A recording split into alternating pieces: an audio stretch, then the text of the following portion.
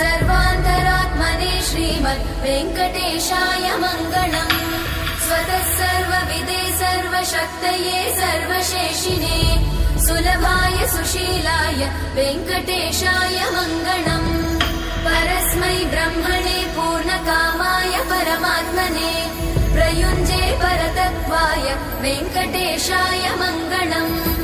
आकालतत्त्वमशान्तमात्मनामनुपश्यताम् अतृप्त्यमृतरूपाय वेङ्कटेशाय मङ्गलम्। प्रायस्वचरणौ पुंसां शरण्यत्वेन पाणिना कृपया दिशते श्रीमद् वेङ्कटेशाय मङ्गलम्। दयामृततरङ्गिण्यास्तरङ्गैरिव शीतलै अपाङ्गै सिञ्चते विश्वं वेङ्कटेशाय मङ्गलम्।